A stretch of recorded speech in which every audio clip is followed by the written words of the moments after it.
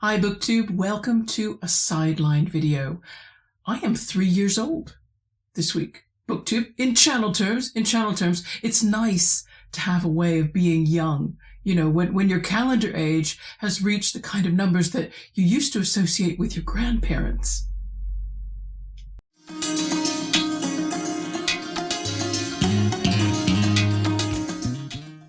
So I didn't want to do any of the things I've seen other people do, questions and answers and all that stuff. It doesn't really appeal to me, that kind of thing. I will talk about me a little bit, I guess, because I think it might be helpful. The life I lived before I came to BookTube, you know, it's not illustrious, okay? I made a lot of bad decisions, right? Here's one of my bad decisions. When I was 13, I picked up a copy of a free magazine called The Plain Truth.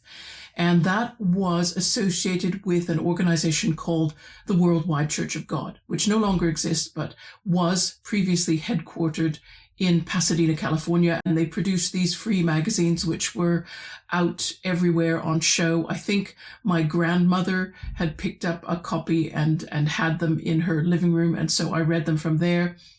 When I was 14, I discovered that there were Worldwide Church of God congregations near where I lived, so I started to attend one. And when I was 18, I was baptized as a member of the church. That was the necessary ritual for membership. And I also left home because I was going to attend the church's college that was based down in Pasadena, California. 4 years after I left home, so when I was 22, I graduated this would be in 1986, with a degree that wasn't credited because the church's college was not credited. And shortly after that, I crossed the Atlantic Ocean to live in the UK, and I continued attending Worldwide Church of God congregations in the United Kingdom. I don't plan in this video to bore anybody with details about what did the church believe. I'll just summarize it by saying, you know, the organization had some demanding beliefs that kept its members socially and intellectually distracted. We had way too much to do in that organization to pay much attention to what other people were doing outside of it. We gave up a substantial percentage of our time and our income to the church.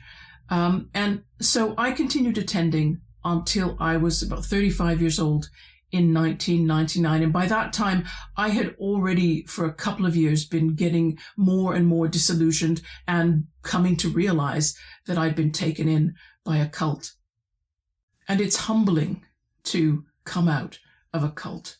You lose so much. You lose that feeling of specialness, which is what cult organizations tend to promote. They say their members are special in some way. So you lose that. You are no longer bolstered by the community that otherwise surrounded you. You don't have those people anymore. And when you stop attending church and you start paying attention to the world around you, because you haven't got all those demands on your time and energy, you find that you're out of touch. You lost quite a few years of time when you haven't been connected with the culture and things that have been going on, really. And you have a legacy of memories that shame you, memories of how you behaved towards non-members who were your family or friends. You've been very wrong. You've been very mistaken, and you just have to carry that. Right. That's all the heavy confessing that is going to go on here. This isn't meant to be a heavy kind of video, but there's a reason for it. There's a reason I told you all this. One of the few positive things about being a cult escapee is that it can sensitize you if you learn enough and grow self-aware enough. It can sensitize you so that you recognize cult tactics when you see or hear them again in unexpected contexts. Mental alarms go off in your head. You know, they warn you, whoa, this is the same thing you've been through already. So put some distance between you and whatever dangerous influence you are now encountering. And my mental alarms are the reason that I run my BookTube channel the way I do and why I'm going to continue to run it that way.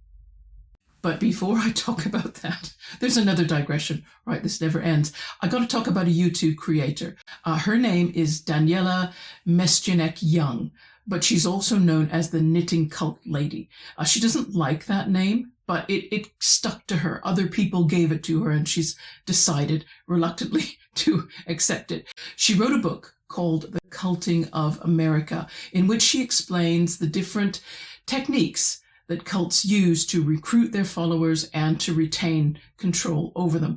And then she takes those techniques and she reveals how these are often used by organizations which we don't consider to be cults: the armed forces, higher education, pyramid sales schemes. She has 99,000 subscribers, and that may be why I've never heard her apply all her wisdom about cult techniques to the platform where she and all of us create or enjoy created content. But there are similarities I find to my experience within a cult and my experience of some aspects of YouTube. And I want to talk about those because I think this might be helpful to others to look at this issue, which has been talked about on BookTube many, many times, but to look at it in a different light. It's not unusual for someone who starts a BookTube channel to seek community. That's their reason for creating it. We've watched loads of BookTube newbie videos, haven't we, where someone is saying they want to belong to a bookish community. That's what they say. And yet it's also not unusual for a new channel, say a few months into its existence, to start expressing concern over time about its channel statistics, the numbers. How many subscribers? How many views? How quickly are the views coming in? How many hours are people watching those videos? And if those statistics are not quite what is hoped, or worse, you can see another channel who's just as old or younger than yours and their statistics look better, then you get this new arrival on BookTube starting to use the numbers to pass judgment on themselves, pass judgment on the quality and quantity of the content that they're making, and ask whether they really belong, whether they should really stay on BookTube or not. It's these numbers that start to become very much noticed. And people who join cults are also looking for community. They definitely are. Cult leaders know this, and they recruit new members with all these bright promises about community and belonging and the warmth that you're going to get from being amongst other believers. And new members do feel an initial euphoria when they first join because, they make a lot of people connections very quickly and it feels really good. That euphoria gets replaced pretty quickly with something else. It gets replaced with a sense of inadequacy. Different cults do different things to achieve this, but one good technique is to get the members to fixate on particular measures of performance that the cult has chosen, not the members themselves. And these are things which would be trivial to anybody outside the cult, right? But it's made to seem very, very important within the group. Those feelings of inadequacy lead the cult member to gradually invest more time, more energy, and probably more money into the cult, hoping that this will create better feelings. But that never really happens. The cult find ways to undermine, overlook, underplay all that. They make a lot of good work seem as though it was nothing, and that you as a cult member are nothing as well for even thinking that you could possibly ever make the grade. And that is the vicious cycle that people get into, that get trapped into within cults. You want to belong. The cult says, sure, you can belong, but here are your performance metrics, okay? And it puts them right in front of you and kind of suggests that the only way you really belong is if these performance metrics are met and even more so probably exceeded. And then they set up a system whereby you will put out a lot of effort to meet these metrics, and yet you will repeatedly fail. Or worse, you will appear to succeed. And that will seem wonderful, except at that point, the metrics get a little crazier. They change, they shift just for you. And until the cult member emerges from the organization and talks to other ex-members, they may have no idea how much they are being manipulated and exploited for their money or their free labor. Now, without stating a comparison explicitly, let's just talk about what is the purpose of YouTube. Why does YouTube exist? What is it doing? YouTube makes its money from the amount of advertising time that it can sell online. It needs content from us because it needs video footage into which it can insert those advertisements. Anyone can start a YouTube channel without paying? Yes. Anyone can watch YouTube content for free.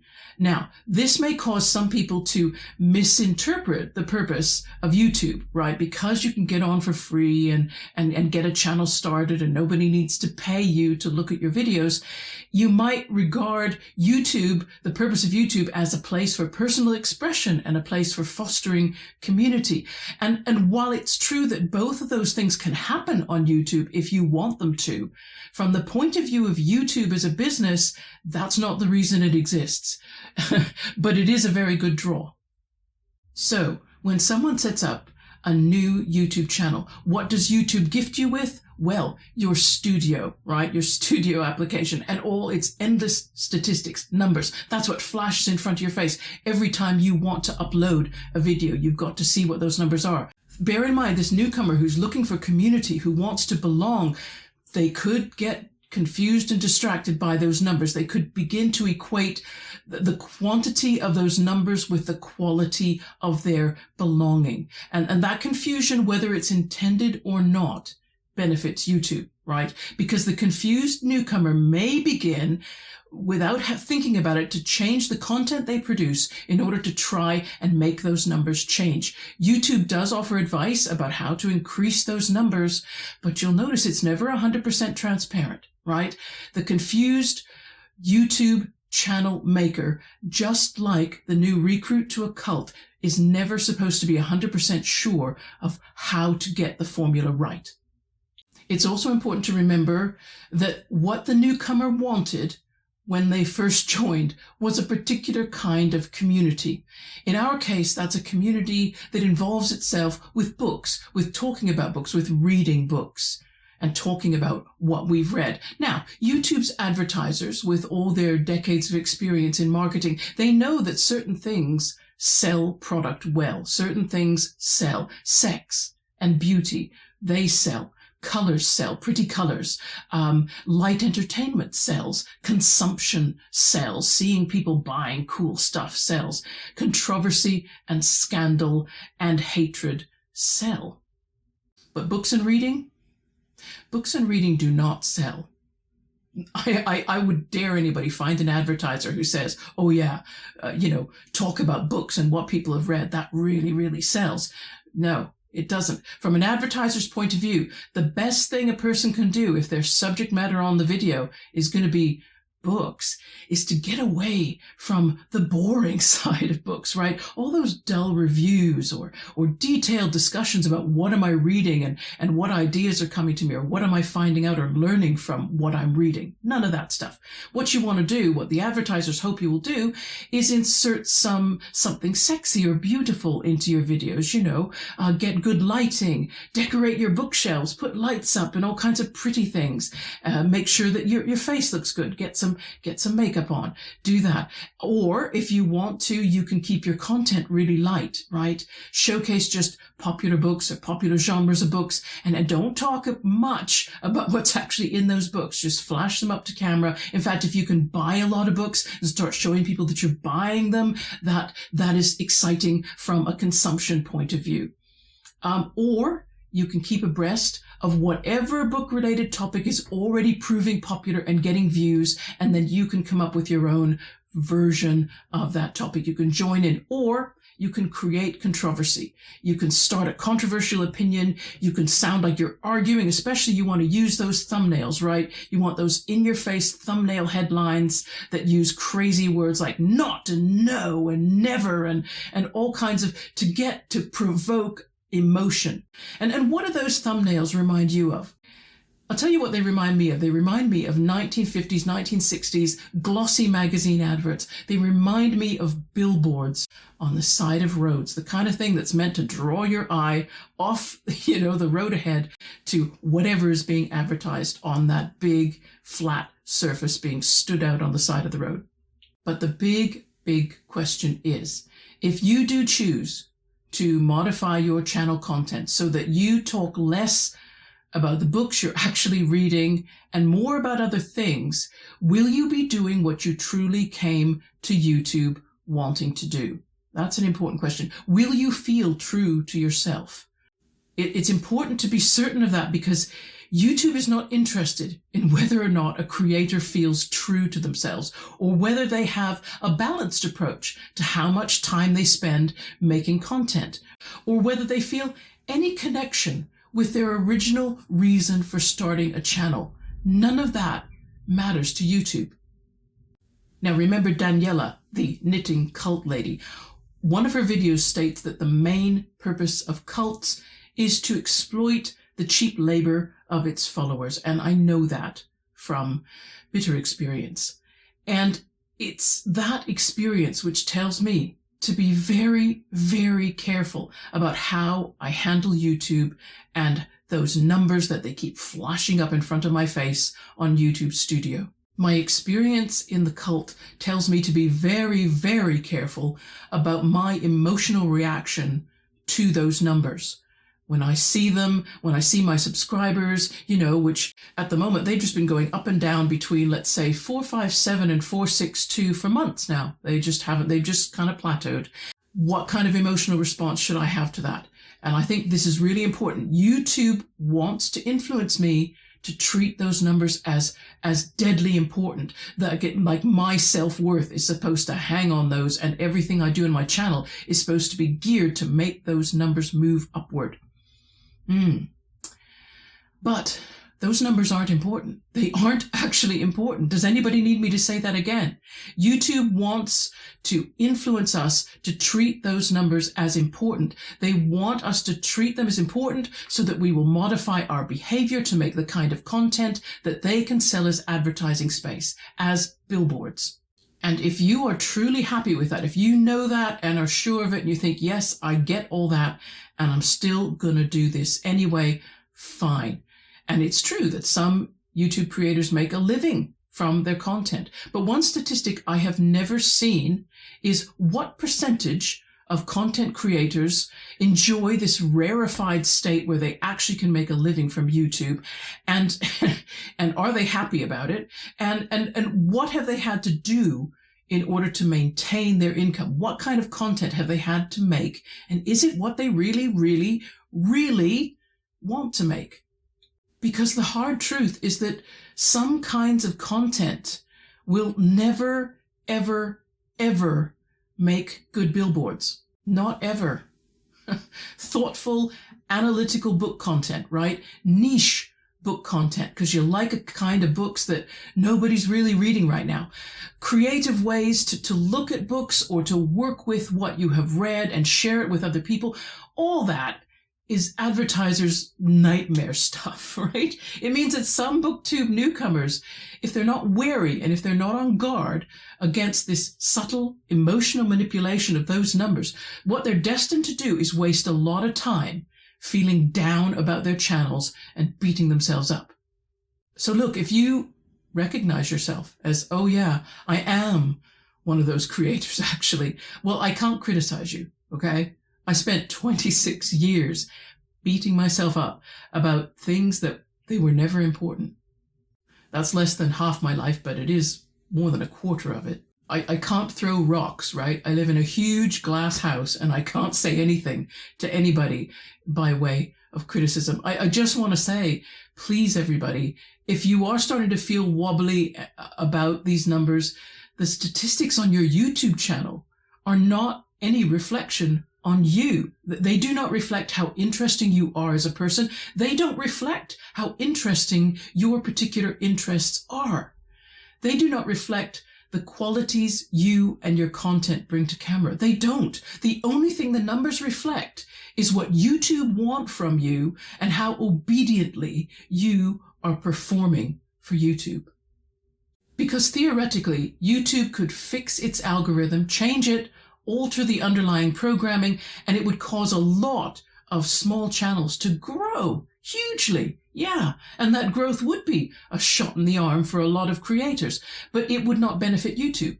Why? Because their advertisers know what they want from a billboard, right? They want what sells and what has been proven to sell stuff over time. And there are probably executives at YouTube who are beating themselves up constantly trying to please those advertisers who pay them the money they need for this platform to exist at all. That's a lot of cynicism, isn't it, for a third birthday video? But okay, I do have a happy ending, right? In spite of everything I have just said, I think YouTube is an amazing platform that offers anybody who's just got a smartphone and a bit of spare time the opportunity to publish video content online. That was impossible before YouTube existed. You couldn't do it. There was no way. If YouTube didn't exist now, I would just like to talk about all the people I would never know, okay? Let's start with Meg in Oklahoma, right? Let's start with Joseph Francis Burton in motel rooms across the United States and in other countries, right? Marion Writer in Rwanda, in Kigali. The Sluggish Reader in Kuala Lumpur. Redunculous, who's right now in Thailand. And Abby Reads, who I think is somewhere in the Philippines. I don't know if you've ever stated that on your channel, Abby. Oh, but it doesn't stop there, okay? We've got David from Polyglot Reader, who's living in Germany, Dr. Cranky Pants, who's in Nebraska, Mike from Riff Raff's Reading Renaissance in South Africa, Omnivorous Reader in Australia, and then there was that university literature professor in Argentina who reached out to me in the comments to talk about Tender is the Flesh. Also, there's Marion H., whose present location I will not disclose, right? We all need a bit of mystery in our lives, but it doesn't matter. It doesn't matter. The incredible, wonderful thing about YouTube is that it dissolves geography, literally. And we can all interact as if we lived really close together, which is fantastic. And when you think about it, isn't it weird? Isn't it weird, right? Me with my strange plateau sitting at about 460 subscribers that just doesn't move now. Now, I could get all het up about that number and the fact that it's not moving. But wouldn't it be weird if I did that? And thereby I sidelined and I minimized the number of real people that I have just told you about that I am connected with. And I can remain connected with as long as we are both happy for that connection to remain. It's surely a small number of real people connections is always more important. Surely it's always more important than a number that we see on a piece of software. We don't even know what it actually means. We don't even know if all those subscribers are real people or watching or what. We really don't know. So I just don't think that we should judge our channels on the basis of those numbers. I think we should judge our channels if we have to judge our channels, and I don't think we do, because, you have a right to make a channel just like anybody else, so you have a right to stay. But if you have to judge your channels by the friends that you have made and that you could only have made because YouTube exists, right? And if those friends are good, you're good, right? If you wanted community, you've got it. Unless, of course, you didn't really want community. I mean, some people say they want community, but then it turns out that what they really want is popularity or notoriety. And if that's the case, that's not a topic I can deal with. I know absolutely nothing about achieving popularity or notoriety. Thank goodness. And with that, everybody, I'm going to go and make myself a BookTube birthday celebratory cup of tea. I send gratitude to all my real people connections. I shout it out to all of you so that you would know and feel good about yourselves because you've provided me with community. I hope I continue to provide you with the same. Have good reading, everybody, and take care. Bye-bye.